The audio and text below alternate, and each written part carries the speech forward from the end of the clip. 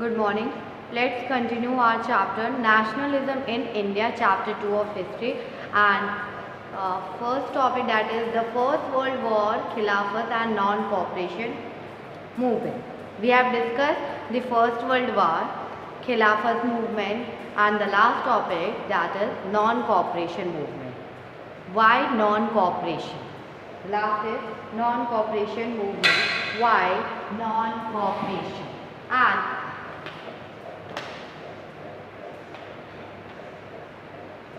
in his famous book, Hind Swaraj, 1909, Mahatma Gandhi declared that British rule was established in India with the cooperation of Indians and had survived only because of this cooperation.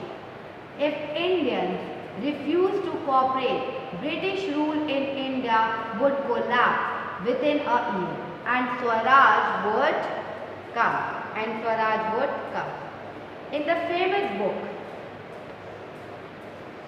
Why in Non-Cooperation, असहयोग ही क्यों, that अपनी famous book Hind Swaraj में महात्मा गांधी ने कहा था कि भारत में British शासन भारतीयों के सहयोग से ही स्थापित हुआ है। उनकी जो फेमस बुक थी हिंद स्वराज 1909, महात्मा गांधी ने डिक्लेयर किया जो ब्रिटिश रूल जो इंडिया में स्टैब्लिश हुआ है वो कॉपरेशन ऑफ इंडियन की कॉपरेशन से ही स्टैब्लिश हुआ है। इंडियन के कॉपरेशन से ही वो यहाँ पे स्टैब्लिश हुआ है and had survived only because of this cooperation, और वो यहाँ पे सर्वाइव कर पा रहा है वो किसके कारण? सिर्फ इंडियंस के कारण, इस कॉपरेशन के कारण। इस कॉपरेशन के कारण ही ब्रिटिश रूल यहाँ पर चल पा रहा है। And if Indians refuse to cooperate, British rule in India would collapse with in a year and Swaraj would come.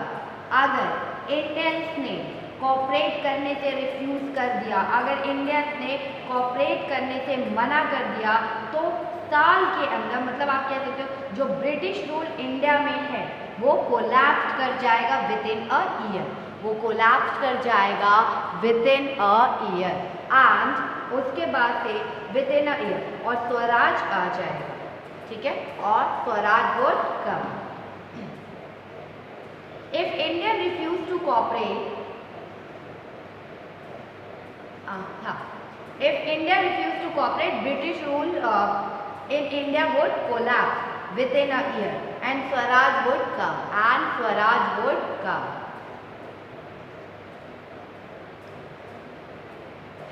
That how could non-cooperation become a movement? How could non-cooperation become a movement? Non-cooperation कैसे movement बन सकता है या कैसे आंदोलन बन सकता है? Gandhi ji propose that the movement should unfold in stages. Gandhi ji ने प्रपोज किया था, सजेशन दिया था, ये जो मूवमेंट है वो स्टेजेस के तरीके से आगे बढ़ना चाहिए। जो मूवमेंट है वो अनफोल्ड इन स्टेजेस होना चाहिए, मतलब एक स्ट्रक्चर वे में प्लानिंग 1, प्लान 2 ऐसे आगे बढ़ते रहना चाहिए। And it should begin with the surrender of title that the government avoided. और ये शुरू कहाँ से होगा कि आपको जो गवर्नमेंट, जो ब्रिटिश गवर्नमेंट ने जो आपको टाइटल दिया है, मीन जो आपको डेजिग्नेशन दिया है, जो पद्धति दी है, जो अवार्ड दिया है, वो आप उनको लौटा दें। गवर्नमेंट को वो अवार्ड आप लौटा दे, वहाँ से स्टार्ट करते हैं इस मूवमेंट को। जो भी आपको टाइटल दिए वो आप दोबारा गवर्नमेंट को लौटा दें। And a boycott of civil services, आप बाइकॉट करिए सिविल सर्विसेज को, दैट इज बाइकॉट मतलब बहिष्कार करना, to refusal to deal and associated with people or participate in activity or buy and use things usually a form of protest। मतलब किसी के साथ मतलब रिफ्यूज करिए डील करना, जुड़ने से इनकार कर दीजिए और किसी चीज़ में पार्टिसिपेट, एक्टिविटीज़ में पार्टिसिपेट मत करिए। चीज़ों को खरीदना व इस्तेमाल करने से इनकार कर दीजिए। और आमतौर पे मतलब इस बाइकॉट को हम क्या एक्चुअल कह सकते हैं, प्रोटेस्ट करना। एक्चुअल इस बाइकॉट को हम क्या कह सकते हैं, प्रोटेस्ट करना। एंड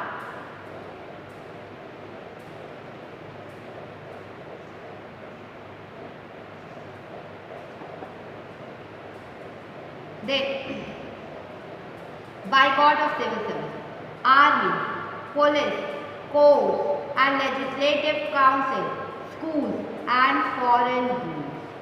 आपको इन सब का बाइकॉट करना चाहिए, like civil services, army, police, court, legislative council, school and foreign goods, इन सब का आपको बाइकॉट करना चाहिए। Then, in case the government use repression, a full civil disobedience campaign would be launched। और अगर सरकार दमन का रास्ता अपनाती है, अगर गवर्नमेंट ने रिप्रेशन का रास्ता, रिप्रेशन का पाथ अपनाती है, तो व्यापक तो हम क्या करेंगे, फुल सिविल डिसओबीडियंस मूवमेंट भी शुरू किया जाए। और जब गवर्नमेंट रिप्रेशन करेगी, गवर्नमेंट रिप्रेशन दमनकारी मतलब दबाएगी और इस मूवमेंट को तोड़ने की कोशिश करेगी, तो हम full civil disobedience campaign launch करेंगे। And through the summer of 1920 Mahatma Gandhi and Shaukat Ali toured extensively, mobilizing popular support for the movement। और 1920 की गर्मियों में गांधी जी और शौकत अली आंदोलन के लिए सपोर्ट जुटाते हुए देश भर में यात्राएं कर रहे थे, कह सकते हो टूर कर रहे थे दोनों, कि इस आंदोलन के लिए ज़्यादा से ज़्यादा लोगों का सपोर्ट मिले। Then many within the Congress were, however,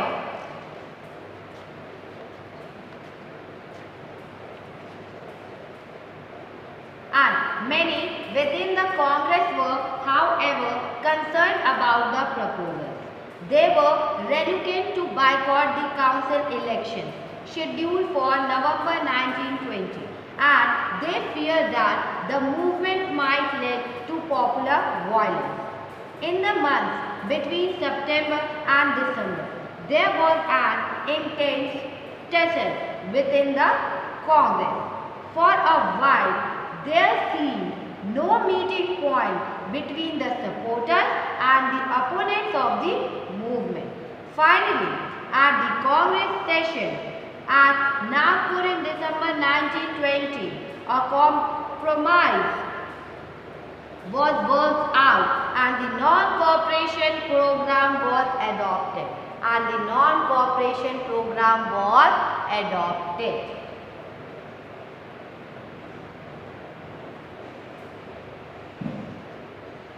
That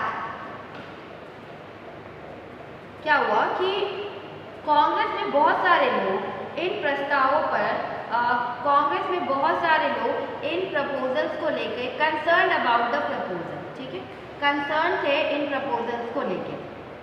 and they were reluctant to boycott the council election scheduled for the November 1920, and they feared that the movement might lead to popular violence। अब वे नवंबर 1920 में council election के लिए होने वाले जो election का बहिष्कार करने में हिचकिचा रहे थे।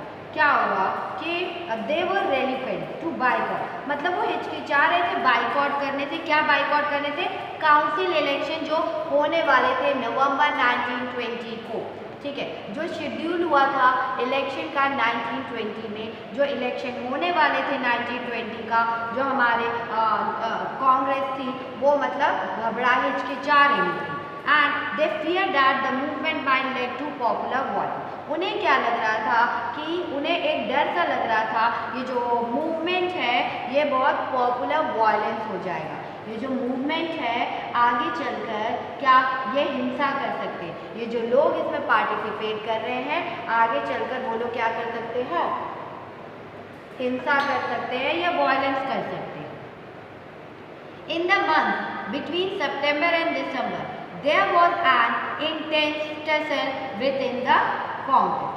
और इन द मंथ क्या हुआ था, सितंबर और दिसंबर तक कांग्रेस में भारी क्या हो रहा था, टसल चल रहा था with in the Congress. Congress में तानातानी चल रही थी, कुछ चीज़ों से सहमत हो रहे थे, कुछ चीज़ों से वो लोग सहमत नहीं हो रहे थे, ये बातें कांग्रेस में चल रही थी।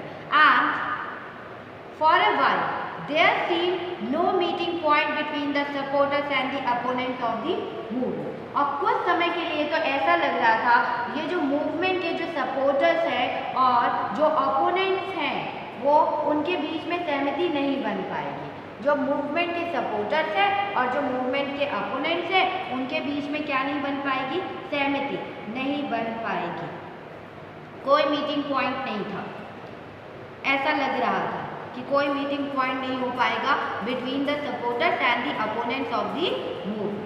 Finally, at the Congress session at Nagpur in December 1920, a compromise was worked out and the non-cooperation program was adopted. और क्या हुआ, फाइनली क्या हुआ, दिसंबर 1920 में कांग्रेस के दिसंबर 1920 में कांग्रेस सेशन जो कि नागपुर में फाइनली कांग्रेस सेशन का हुआ, नागपुर में हुआ दिसंबर 1920। और वहाँ पे क्या हुआ, एक कॉम्प्रोमाइज़ हुआ, एक समझौता हुआ जो कि काम कर गया। और जो नॉन कोऑपरेशन प्रोग्राम था उसे एडॉप्ट कर लिया गया, उस पर मोहर लगा दी गई, उसे एडॉप्ट कर लिया गया और उस पर मोहर लगा दी गई। And how did the movement unfold, आंदोलन किस तरह आगे बढ़ा। How did the movement unfold, आंदोलन किस तरह आगे बढ़ा। And who participated in it, और आंदोलन में किन लोगों ने पार्टिसिपेट किया, आंदोलन में किन लोगों ने पार्टिसिपेट किया। And how did different social group conceive of the idea of non cooperation, और जो हाउ डिड डिफरेंट जो सोशल ग्रुप्स है वो कंसीव कर रहे थे of the idea of national, असल विचार किस तरह से लोगों ने इसको मतलब नॉन कोऑपरेशन मूवमेंट के आइडिया को समझा, किस तरह से जो सोशल ग्रुप्स है, जो डिफरेंट सोशल ग्रुप्स है उन लोगों ने नॉन कोऑपरेशन मूवमेंट को समझा। And that figure 3 general Dyer scrolling order, general Dyer ने जो हुक्म दिया था सिपाहियों को कि लोगों को घसीट कर चलने के लिए मजबूर कर रहे थे पंजाब में, जो उनकी पनिशमेंट थी वो लोगों को घसीट कर चलने पे मजबूर, क्रॉल करने के लिए मजबूर कर रहे थे। एंड जलियांवाला बाग का था। And figure 4 the boycott of foreign cloth July 1922, और बाइकॉट किया गया था फॉरेन क्लोथ को, बाइकॉट बहिष्कार किया गया था foreign cloth July 1922। And foreign cloth was seen as the symbol of western economic and cultural domination. जो फॉरेन क्लोथ था वॉज सीन एज, ये जो फॉरेन क्लोथ सिंबल किसका था, वेस्टर्न इकोनॉमिक और कल्चरल डोमिनेशन का। एंड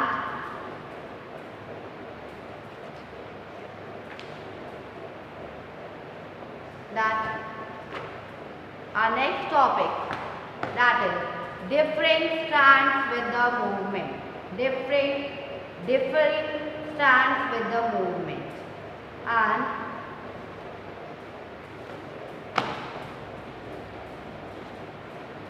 आंदोलन के भीतर मतलब आंदोलन के अंदर डिफरेंट स्टैंड्स मतलब सबकी अलग अलग व्यूज पॉइंट थे, सबके अलग अलग क्या थे, व्यूज पॉइंट थे। And The non-cooperation Khilafat movement began in January 1921. Various social groups, जो नॉन कॉपरेशन खिलाफत मूवमेंट था वो जनवरी 1921 को स्टार्ट किया गया। वो जनवरी 1921 को स्टार्ट किया गया। And various social groups participated in this movement, और वेरियस सोशल ग्रुप्स ने पार्टिसिपेट किया था इस मूवमेंट में। And each with its own specific aspiration, each with its own aspiration, और सबने अपनी अपनी एस्पिरेशन के अकॉर्डिंग इसमें पार्टिसिपेट किया था। जो भी डिफरेंट ग्रुप्स ने इसमें पार्टिसिपेट किया था सबने अपने अपने अकॉर्डिंग इसमें आंदोलन में पार्टिसिपेट किया था। And all of them responded to the call of swaraj. All of them responded to the call of Swaraj, Azadi. But the term meant different things to different people. लेकिन ये जो आज़ादी, जो स्वराज की मीनिंग थी, इसकी मीनिंग डिफरेंट थिंग, मतलब जो डिफरेंट पीपल थे वो डिफरेंट समझ रहे थे। डिफरेंट पीपल डिफरेंट समझ रहे थे इसकी मीनिंग को। इसकी मीनिंग को डिफरेंट पीपल डिफरेंटली समझ रहे थे। And then first topic is the movement in the towns. शहरों में आंदोलन, movement in the towns. That आंदोलन की शुरुआत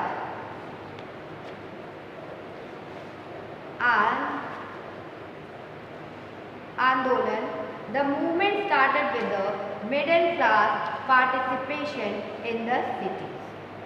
The movement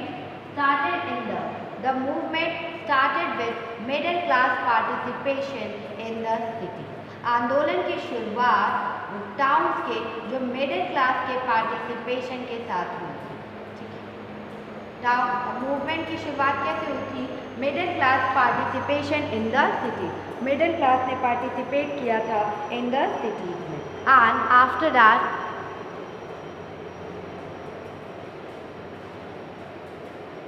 thousands of students led government control school।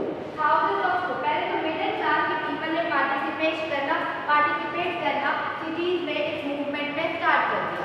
उसके बाद थाउजेंड्स ऑफ स्टूडेंट्स ने गवर्नमेंट कंट्रोल स्कूल को लेफ्ट किया और इस मूवमेंट में उन्होंने भी पार्टिसिपेट किया। आप कह सकते हो स्कूल भी लेफ्ट किया एंड कॉलेजेस को भी लेफ्ट किया और इस मूवमेंट में पार्टिसिपेट करना स्टार्ट कर दिया। And headmaster and teachers resign. Headmaster और टीचर्स ने रिजाइन कर दिया and lawyers gave up their legal practices, और लॉयर्स ने भी अपनी लीगल प्रैक्टिसेस को छोड़ दिया, मतलब मुकदमों को लड़ना बंद कर दिया लॉयर्स ने भी। And the council elections were बायकॉटेड in most provinces. जो काउंसिल इलेक्शन था वो भी बायकॉट कर दिया कई प्रोविंसेस ने, लेकिन एक्सेप्ट मद्रास को छोड़कर, where the Justice Party, the party of non-Brahman, felt that entering the council was one way of gaining some power, something that usually only Brahman has access to. लेकिन क्या हुआ कि सबने काउंसिल इलेक्शन को भी boycott कर दिया था। इन मोस्ट प्रोविनेंस में उसको बायकॉट कर दिया गया, लेकिन मद्रास में जो नॉन ब्राह्मण थे उन्होंने क्या बनाया था? नॉन ब्राह्मण, वेयर दी जस्टिस पार्टी थी, द पार्टी ऑफ नॉन ब्राह्मण। वहाँ पे क्या था? मद्रास में एक जस्टिस पार्टी का मानना था। मद्रास में जस्टिस पार्टी का, मद्रास में नॉन ब्राह्मणों ने क्या बनाई थी? Justice party. और उनका मानना था कि काउंसिल में, उनका मानना था कि काउंसिल ही एक ऐसा रास्ता है जिसमें अगर हम घुस जाते हैं तो उसमें हमें काफ़ी गेन होगा। गेन मीन्स कि कुछ पावर्स हमें मिल जाएंगे, गेन होगा और हमें कुछ पावर्स उसमें मिल जाएंगे। समथिंग दैट यूजुअली ओनली ब्राह्मण हैड एक्सेस टू, और ऐसा कुछ कि केवल ब्राह्मणों को जो समान केवल अधिकार कुछ पावर्स मिल सकते हैं जो समान से केवल ब्राह्मणों को मिल पाते हैं। इसलिए इस पार्टी ने चुनावों का बहिष्कार नहीं किया। ठीक है, ब्राह्मण ही उसे एक्सेस कुछ ऐसा उन्हें पावर या गेन मिल जाए जिसे सिर्फ ब्राह्मण ही एक्सेस कर पाते हैं, तो इसीलिए उन्होंने क्या किया, इस काउंसिल इलेक्शन को बाइकॉट नहीं किया, इस काउंसिल इलेक्शन को बाइकॉट नहीं। The effects of non-cooperation on the economic front were more dramatic. आप कह सकते हो जो इफेक्ट था, the effect of non cooperation, जो इफेक्ट था non cooperation on the economic front were more dramatic. Foreign goods were बायकॉटेड, liquor shops picketed and foreign clothes burned in huge bona fide. The import of foreign clothes have held between 1921 to 1922, its value dropping from 102 to 57, or in many places merchants and traders refused to trade in foreign goods or finance foreign trade. Or as the boycott movement spread, the people became discarding imported clothes and wearing only Indian ones. Production of Indian textile mills and handlooms went up, and handlooms went up, and handlooms went up.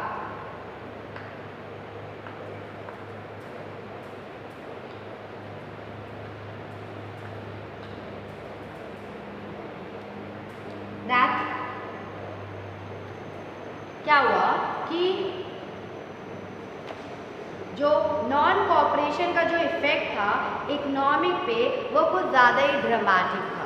जो non cooperation movement का effect था economic पे वो कुछ ज़्यादा dramatic था, वो कुछ ज़्यादा ड्रामेटिक था।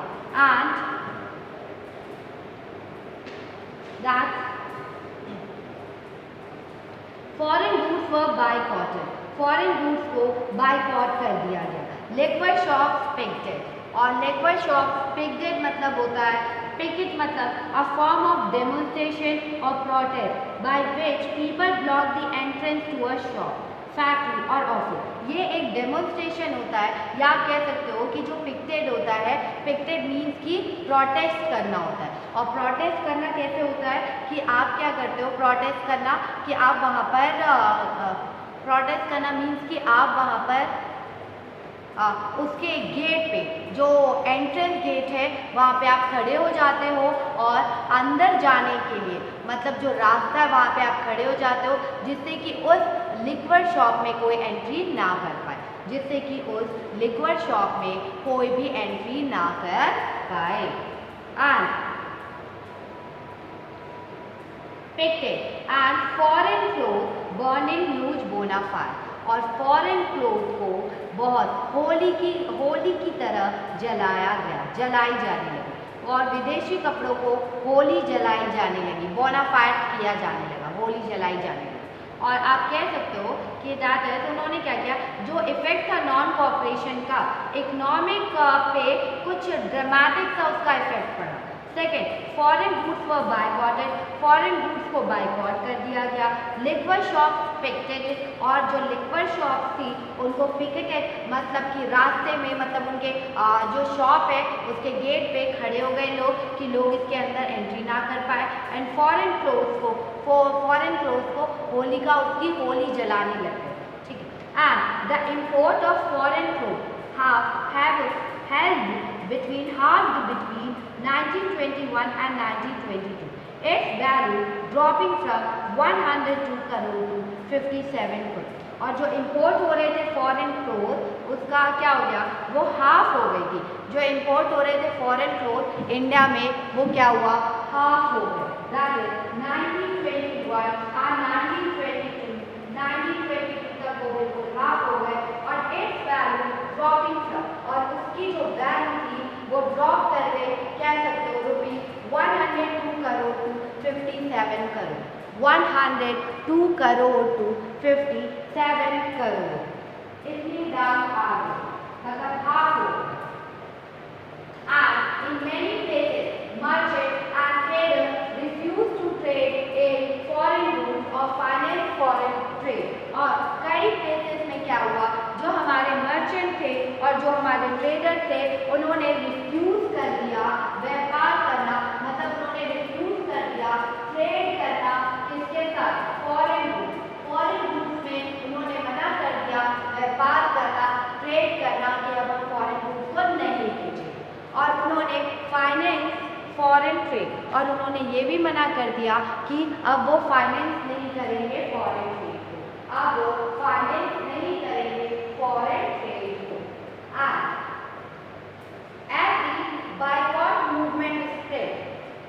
As the boycott movement spread and people began discarding imported goods and wearing only Indian ones, production of Indian textiles and handloom went up.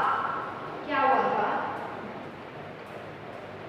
ये जो बाइकॉट मूवमेंट था ये स्प्रेड हो रहा था। ये जो बाइकॉट मूवमेंट था ये क्या हो रहा था, ये स्प्रेड होते जा रहा था। और इससे क्या हुआ, बाइकॉट मूवमेंट स्प्रेड होते जा रहा था तो लोग क्या कर रहे थे, जो इम्पोर्टेड गुड्स को वो लोग छोड़ रहे थे, लोग ने क्या किया, इम्पोर्टेड क्लोथ्स को छोड़ दिया, डिस्कार्ड कर दिया, और वो इंडियन वंस के, मतलब जो इंडिया में बने क्लोथ थे उसको पहनने लगे, इंडिया में जो बने क्लोथ थे उसको पहनने लगे। तो क्या हुआ, भारतीय, इससे क्या हुआ, इंडियन टेक्सटाइल मिल्स और हैंडलूम्स को, Indian textile mills and handlooms को भी आगे बढ़ने का मौका मिला। इंडियन टेक्सटाइल मिल्स और हैंडलूम्स को भी आगे बढ़ने का मौका मिला। And but this movement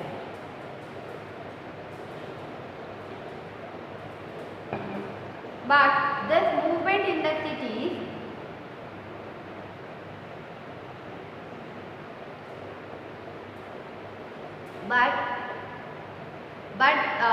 this movement in the cities gradually slowed down for a variety of reasons. क्या हुआ, ये जो मूवमेंट था, जो मूवमेंट टाउन्स में स्टार्ट हुआ था वो ग्रेजुअली स्लो डाउन, अचानक से क्या हुआ, वो स्लो डाउन हो गया, मतलब धीरे होता चला गया, और क्या धीरे होता चला गया। और इसमें वैरायटी ऑफ रीजन से, इसके धीरे होने का रीज़न क्या था, वैरायटी ऑफ रीजन से इसके धीरे होने का।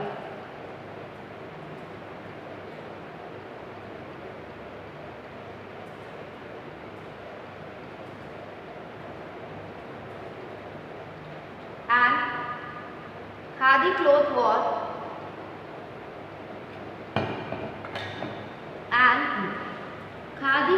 was often more expensive than mass-produced milk cloth, and poor people could not afford to buy it. यहाँ क्या हुआ कि that is, कुछ समय बाद शहरों में मूवमेंट धीरा पड़ने लग गया था, धीरे स्लो हो गया, और इसके कई कारण थे। खादी का कपड़ा मिलों में भारी पैमाने पर बनने वाले कपड़ों के मुकाबले प्रायः महंगा होता था और गरीब उसे नहीं खरीद सकते। आप कह सकते हो जो खादी क्लोथ था वो एक्सपेंसिव था, ठीक है, जो कि मास प्रोड्यूस हो रहा था हमारे मिल में, ठीक है, वो जो क्लोथ था वो थोड़ा एक्सपेंसिव था, और जो पुअर पीपल थे वो एफर्ट नहीं कर पा रहे थे उस क्लोथ को खरीदने में, वो लोग एफर्ट नहीं कर पा रहे थे उस क्लोथ को खरीदने में। And how then could they boycott mill cloth for too long, और वे मिलों के कपड़ों का लंबे समय तक बहिष्कार कैसे कर सकते थे। But how then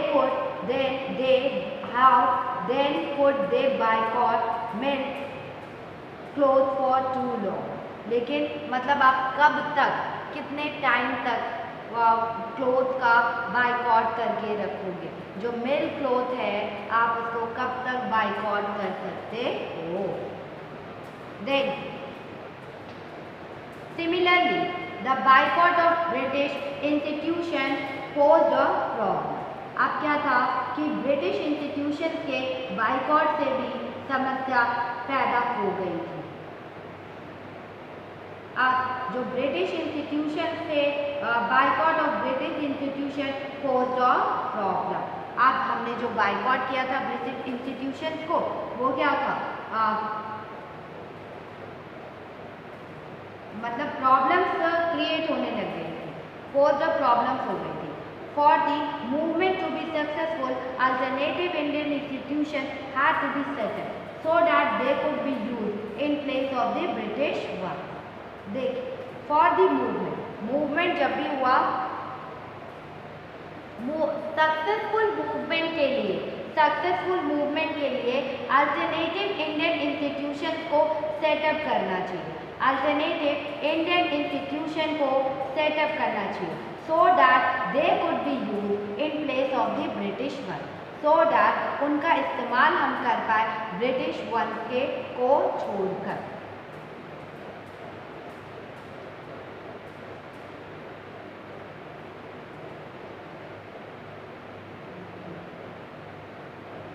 And they were slow to come up,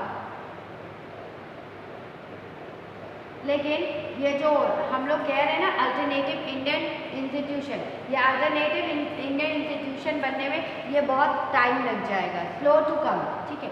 so students and teachers began trickling back to government school and lawyer join back work in the government court. और उसके बाद से क्या हुआ, स्लो, अब मतलब अल्टरनेटिव के लिए बहुत टाइम लग जाएगा, तो फिर क्या हुआ कि जो स्टूडेंट थे, जो टीचर थे, वो अब बैक मतलब गवर्नमेंट स्कूल और कॉलेजेस में वापस चले गए, गवर्नमेंट स्कूल्स और कॉलेजेस में वापस चले गए। और जो लॉयर्स है, lawyer join back work in government court, जो लॉयर्स है उसने दोबारा ज्वाइन कर लिया कोर्ट को, गवर्नमेंट कोर्ट को उसने दोबारा ज्वाइन कर लिया, एंड गवर्नमेंट कोर्ट को उसने दोबारा ज्वाइन कर लिया।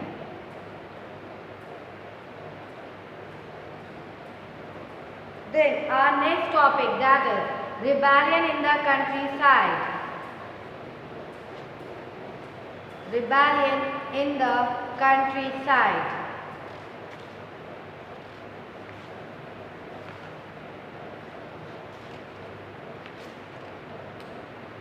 That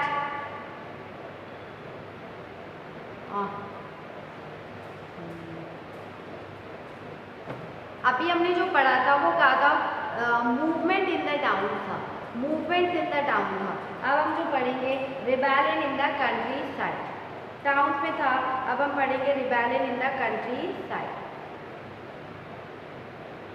from the city the non cooperation movement, from the cities the non cooperation movement spread to the countryside. और सिटी से ये जो नॉन कोऑपरेशन मूवमेंट था वो कंट्री साइड तक स्प्रेड होने लगा। सिटीज़ में जो नॉन कोऑपरेशन मूवमेंट स्टार्ट किया था वो उसका असर अब कंट्री साइड भी देखने को मिल रहा था, वहाँ पे भी लोग फैलते जा रहे थे। It Drew into it fold the struggle of peasants and tribals which were developing in different parts of the India in the years after the year, in the years after the year.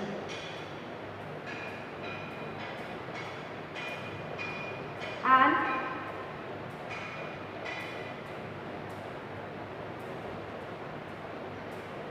ये जो struggle था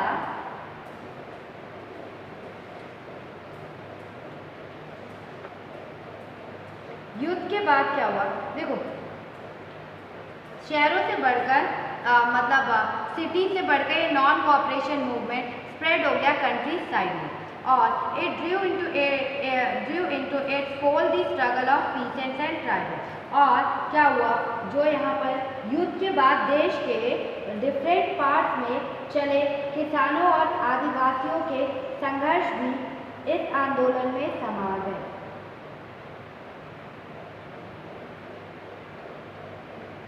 आप कह सकते हो that it drew into its fold the struggles of peasant and tribal which were developing in different parts of the country in the years after the war. अब वही था कि युद्ध के बाद जो डिफरेंट पार्ट थे इंडिया के, जहाँ पे किसान और आदिवासियों के संघर्ष भी इस आंदोलन में समा गए, उनके जो संघर्ष थे वो भी इस आंदोलन में ही आ गए, इस आंदोलन में ही समा गए। And in our peasants were led by Baba Ramchand. In our peasants were led by Baba Ramchand, a Suryanshi who had earlier been to Fiji as an indentured labor.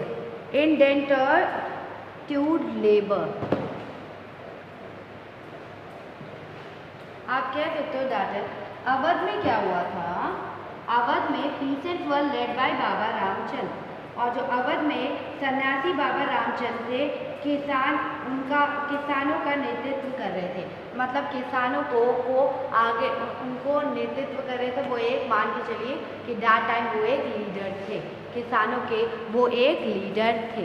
And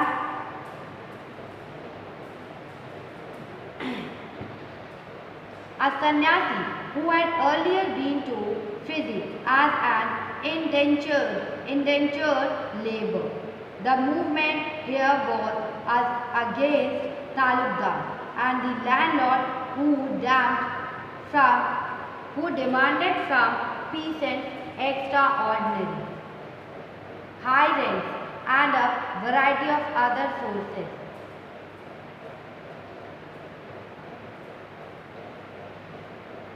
That Awadh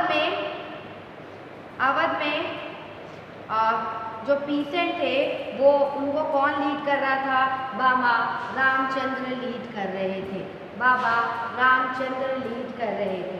आज बाबा रामचंद्र इससे पहले Fiji में, बाबा रामचंद्र इससे पहले Fiji में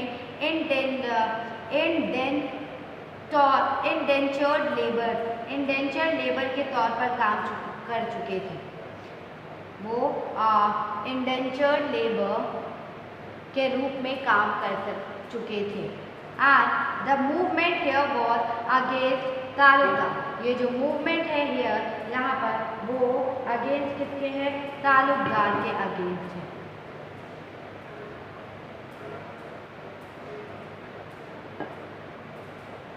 And landlord who demanded from peasant extraordinary high rent and a variety of others क्या हुआ, जो मूवमेंट था वो तालुकदार के अगेंस्ट था, लैंडलॉर्ड के अगेंस्ट था, क्योंकि ये लोग पीसेंट से एक्सऑर्डिनेटली हाई रेट, मतलब पीसेंट से हाई रेट चार्ज करते थे, और वैरायटी ऑफ अदर सेसेस भी चार्ज करते थे। ठीक है, तरह तरह के वो उनसे टैक्स वसूला करते थे पीसेंट से।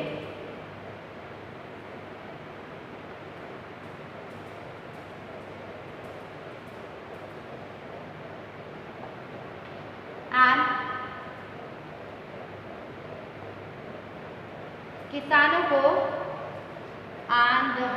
peasants had to do beggar and work at landlord. Pheasant क्या कर रहे थे, जो पीसेंट थे किसानों को बेकार करनी पड़ती थी, आप कह सकते हो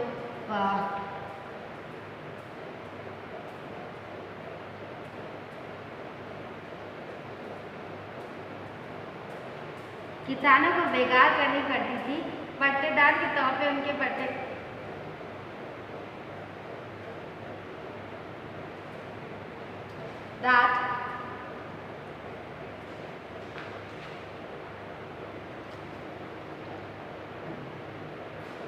Peasants had to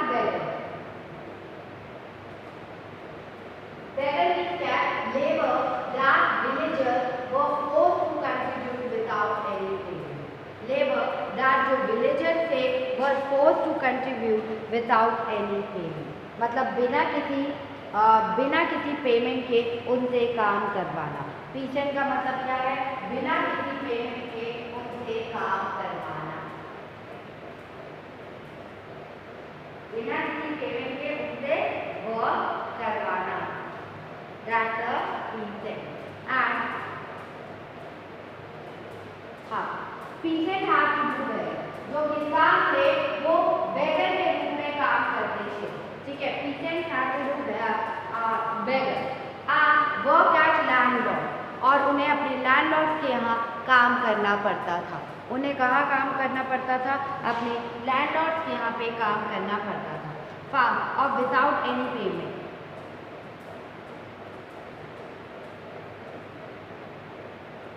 without any payment. And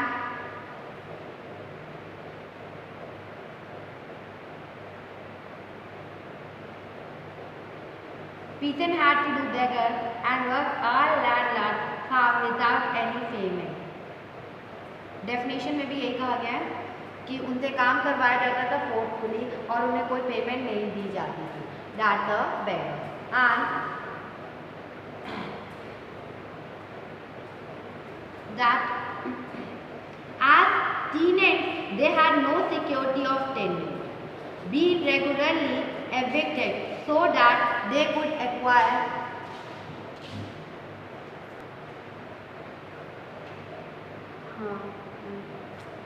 peasants had to do beggar and work at landlords farms without any payment.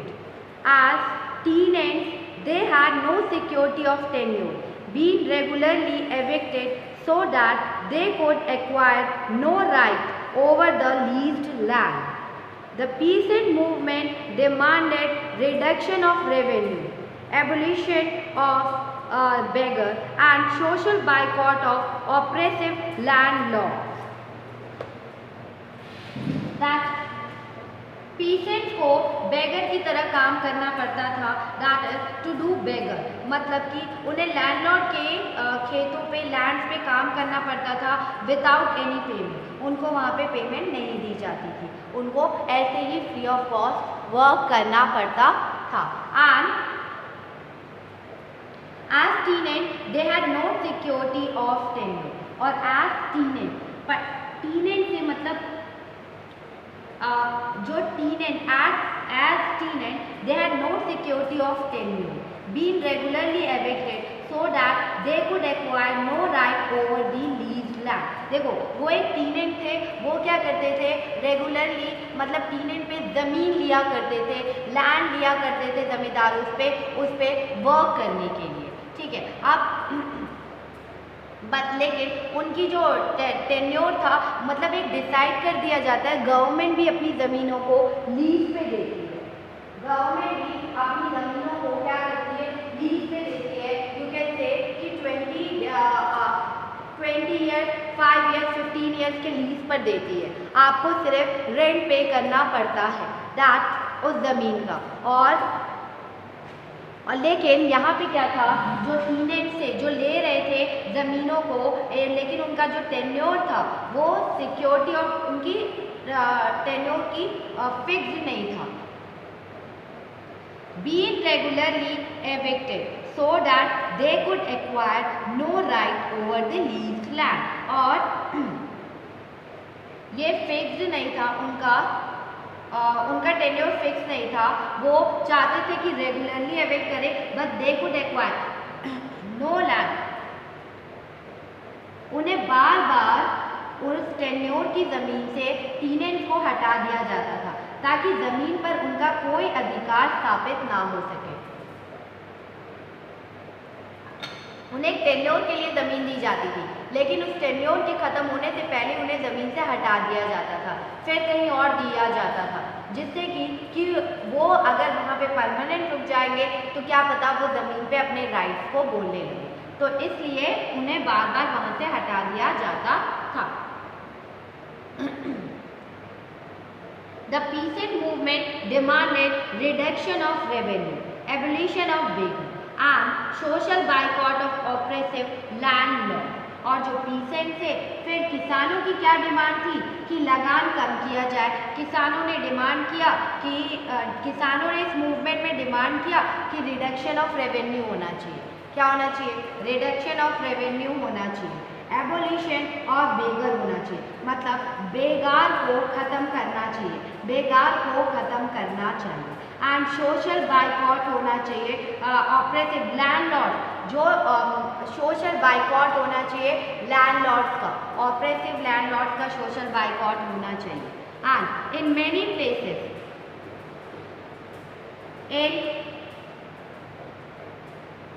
in many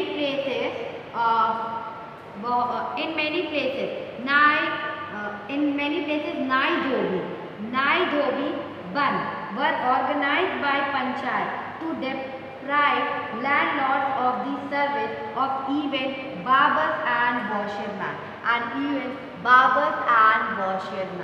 और आप कह सकते हो कि that is many places, बहुत सारे प्लेसेस पे जमींदारों को नाई धोबी की सुविधाओं से भी वंचित करने के लिए पंचायतों ने नाई धोबी बंद का फैसला लिया।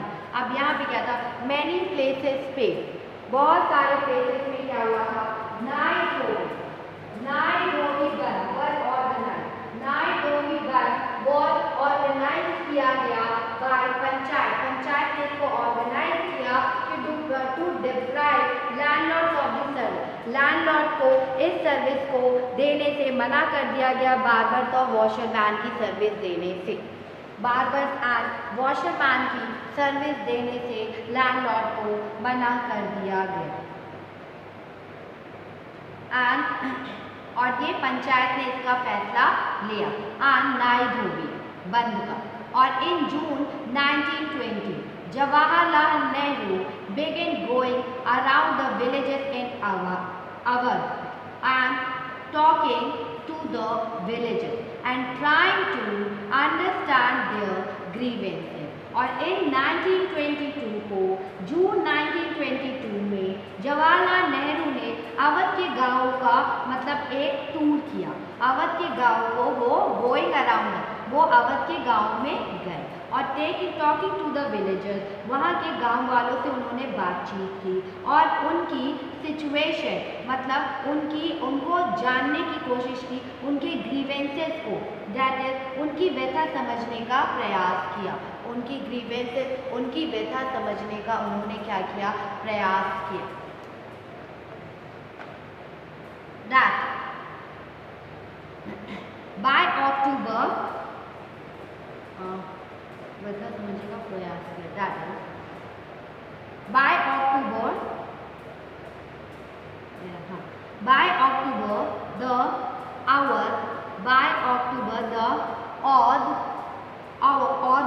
Kisan Sabha was set up headed by Jawaharlal Nehru, Baba Ramchand and a few others. Within a month, over 300 branches had been set up in the villages around the region. So, when the non-cooperation movement began the following year, the effort of the Congress was to integrate the Awadh people struggle into the wider struggle. आप ये कह सकते हो that is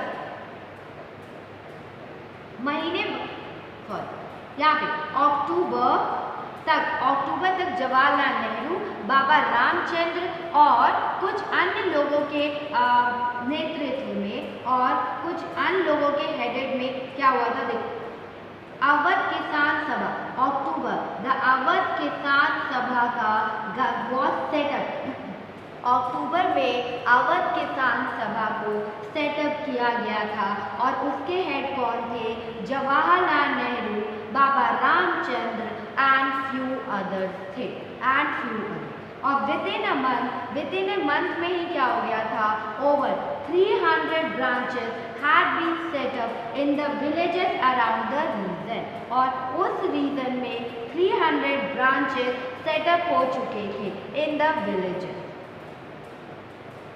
पूरे इलाके के गांव में 300 ब्रांचेस को सेटअप कर दिया गया था। And so when the non-cooperation movement began the following year, the effort of the Congress was to integrate the Awadh peasant struggle into the wider struggle. And अब क्या हुआ, अगले साल जब नॉन कॉपरेशन मूवमेंट स्टार्ट हुआ तो कांग्रेस ने अवध के पीसेंट्स को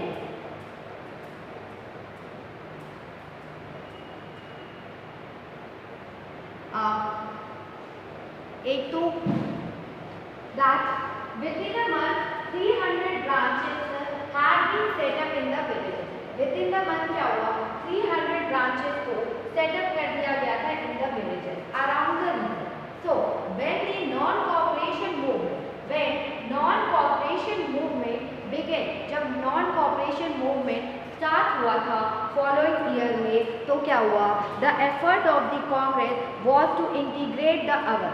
जो एफर्ट था कांग्रेस का, एफर्ट क्या था कि वो अवध के पीसेंट को इस स्ट्रगल में, इस वाइडर स्ट्रगल में शामिल करें, इस वाइडर स्ट्रगल में शामिल करें।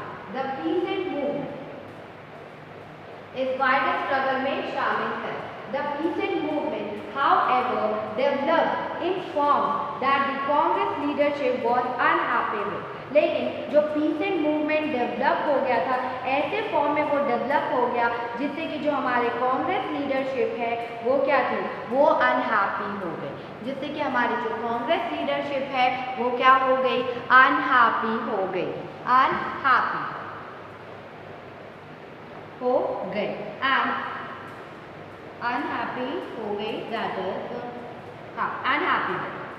And as the movement spread in 1921, जैसे जैसे मूवमेंट स्प्रेड होने लगा in 1921, the houses of Talukdar, जो हाउस थे तालुकदार के and merchants were attacked, जो हाउसेस थे तालुकदार के और merchants were attacked. बाजार were looted and great hoards were taken over, and grain hoards were taken over. In many places, local leaders told peasants that Gandhiji had declared that no taxes were to be paid and land was to be redistributed among the poor. And the land was redistributed among the poor. The name of the Mahatma was being invoked to sanction all actions and aspirations. To sanction an action and aspiration. And aspiration. That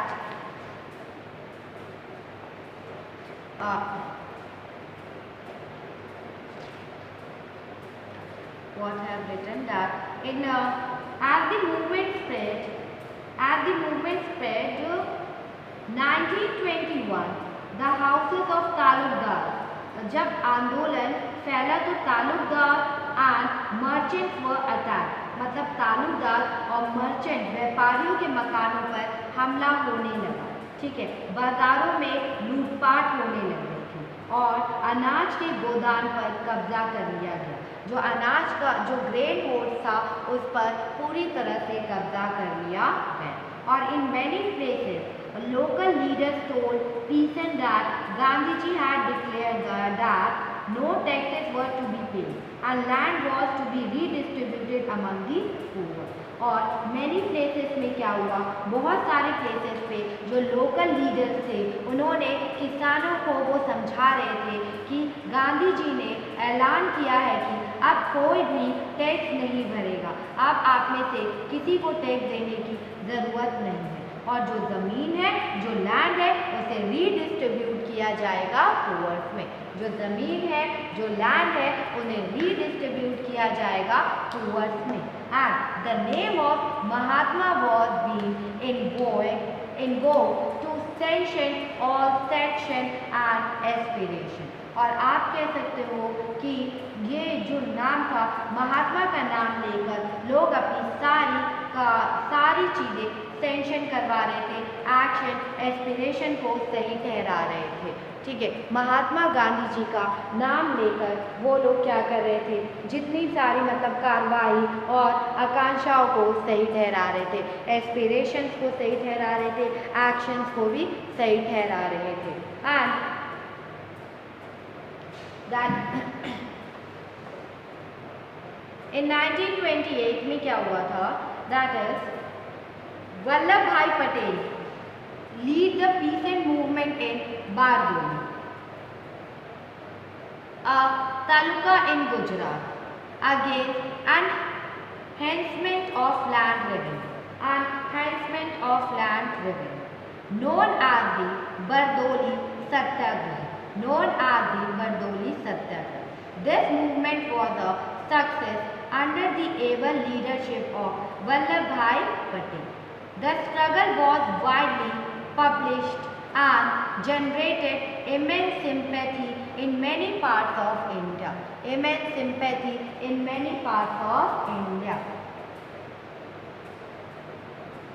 Then क्या हुआ, in 1928 में वल्लभ भाई पटेल ने गुजरात के बारडोली तालुका में pheasant movement का नेतृत्व किया।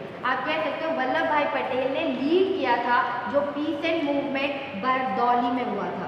ये एक तालुका है गुजरात में, against enhancement of land revenue. और किसके अगेंस्ट में ये मूवमेंट हुआ था, लैंड रेवेन्यू के अगेंस्ट में ये मूवमेंट हुआ था।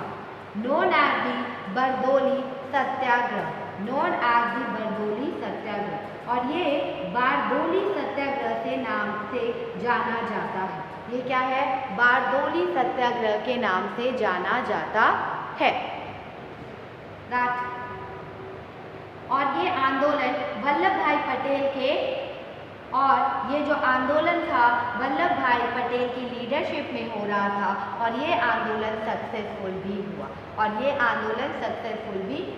The struggle was widely publicized and generated immense sympathy in many parts of India. और जो स्ट्रगल था क्या हुआ, इस संघर्ष का, ये जो the struggle was widely, इस स्ट्रगल का जो पब्लिश था बहुत वाइड रूप से हुआ, वाइडली रूप से ये फैला, और इसे भारत के अन्य मैनी पार्ट्स में, बहुत सारे हिस्सों में काफ़ी सिंपैथी मिली थी, इसे काफ़ी सिंपैथी मिली थी। एंड आई थिंक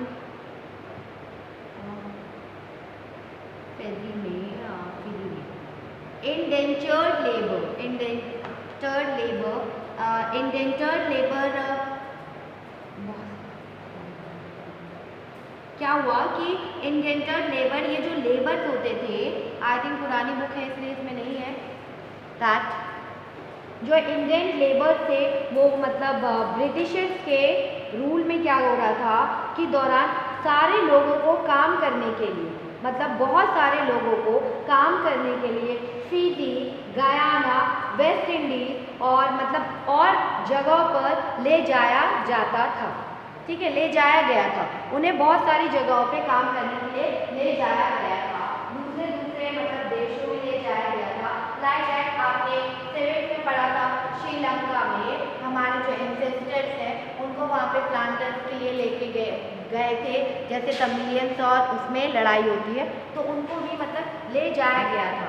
एंड जिन्हें बाद में जब हम अपने देश से दूसरे देश में उनको काम करने के लिए लेके गए थे, तो जिन्हें बाद में हम इंडेंजर्ड लेबर कहते हैं, कहा गया था इंडेंजर्ड लेबर कहा जाने लगा उन्हें। वहाँ पे लोग उन्हें क्या कहते थे, इंडेंजर्ड लेबर कहते थे, और उन्हें एक एग्रीमेंट के तहत ले जाया जाता था, उनसे एक एग्रीमेंट साइन करके लेके जाया जाता था, और बाद में इसी एग्रीमेंट को ये मजदूर,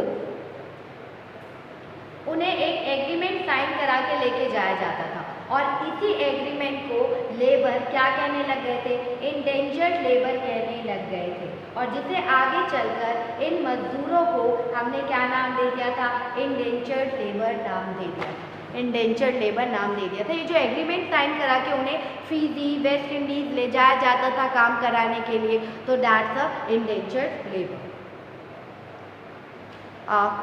In next video we will continue.